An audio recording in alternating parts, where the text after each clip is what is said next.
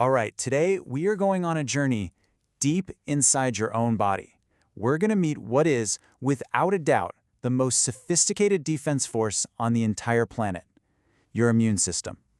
I mean, really think about it for a second. Every single day, you're swimming in a sea of invisible invaders, bacteria, viruses, you name it.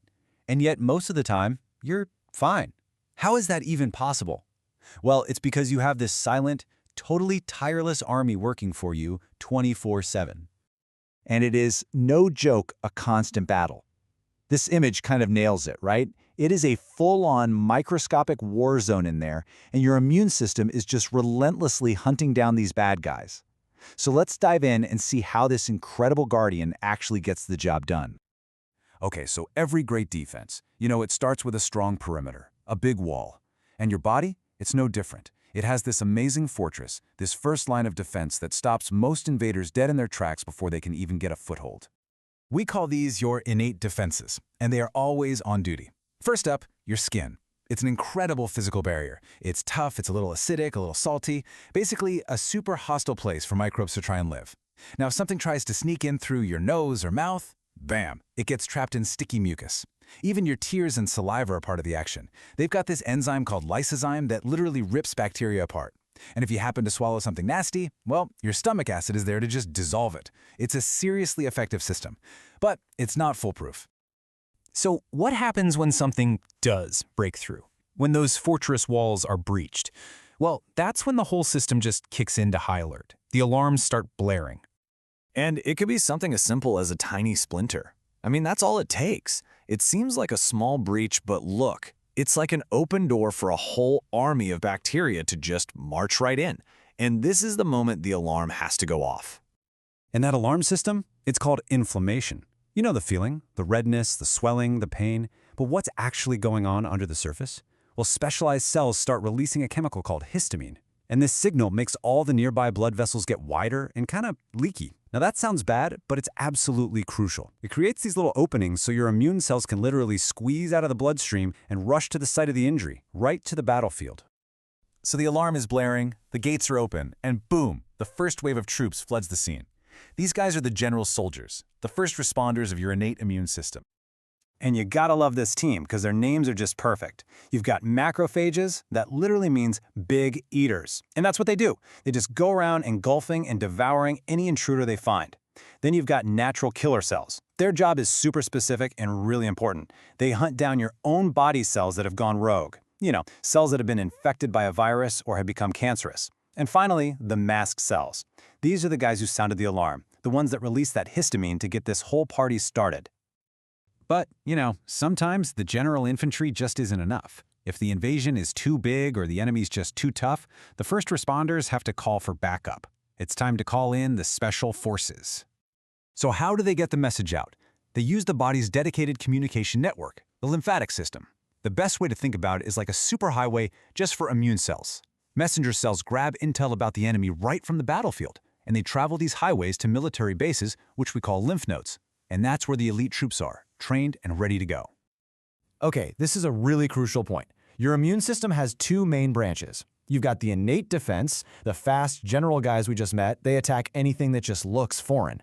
Then you have the adaptive defense. Now this branch is slower to get going, but it is incredibly specific. It learns about one particular enemy, designs a custom-built weapon for it, and, this is the most important part, it remembers.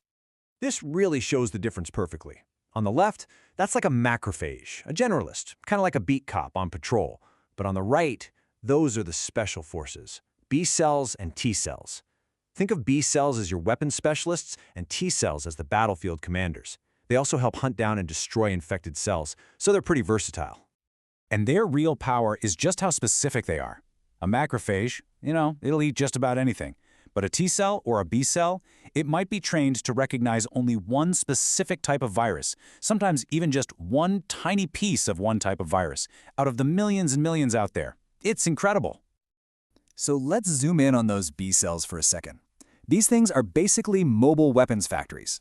Once they're activated, they start churning out millions and millions of these tiny Y-shaped proteins called antibodies. And every single one is like a little precision-guided missile, designed for one and only one target. So how do these little missiles actually work? It's a really cool three-step process. First, target lock. The antibodies find the exact pathogen they were built for and lock onto these little flags on its surface called antigens. Step 2, this whole binding action is like painting a giant target on the enemy. The bad guy is now officially marked for destruction. And finally, step 3, elimination.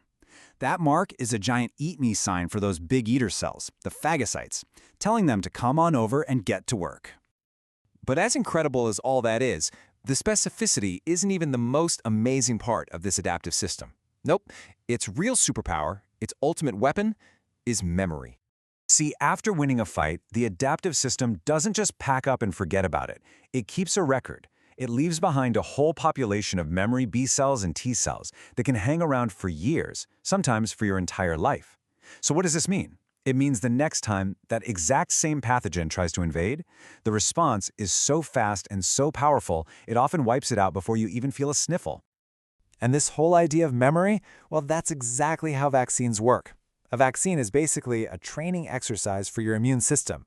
It introduces a safe, maybe a weakened, or just a piece of a pathogen so your adaptive system can learn what it looks like, build the right weapons, and most importantly, create those memory cells. All of that without you ever having to actually get sick from the real thing. It's like giving your army the enemy's playbook ahead of time. Now, obviously, this is an incredibly complex and powerful system. And you know what they say, with great power comes the chance for things to go wrong. Sometimes the immune system makes a mistake, it gets confused, and that can lead to some serious friendly fire. When the system's critical ability to tell the difference between a foreign invader and, well, you, breaks down, it can lead to what we call autoimmune disorders. And as this graphic shows, this isn't some rare, bizarre thing. There are over 100 different types, and they can affect pretty much every single part of the body. This diagram really breaks down the fundamental error perfectly. On the left, that's a normal response. The immune system correctly sees its own self cells and just leaves them alone. But on the right, in an autoimmune response, it makes a terrible mistake. It looks at a perfectly healthy body cell, misidentifies it as an enemy, and launches a full-scale attack against it. So, these malfunctions usually fall into two big categories. You've got the autoimmune disorders we just talked about, things like type 1 diabetes or multiple sclerosis, where the body literally attacks itself. And then you have allergies. Now, this is a different kind of mistake. This is when the immune system just wildly overreacts to something that's totally harmless, like pollen or peanuts. It treats them like a deadly threat and kicks off that whole inflammatory response for absolutely no good reason. So, from physical walls and general patrols, all the way up to elite special forces with the perfect memory, your immune system is this whole universe of complexity. It's constantly protecting you from a world you can't even see. It makes trillions of correct decisions every single day just to keep you alive and well. So as we wrap this up, I just want to leave you with a question. Out of all of this, what's the one part of this hidden internal guardian that you find the most amazing?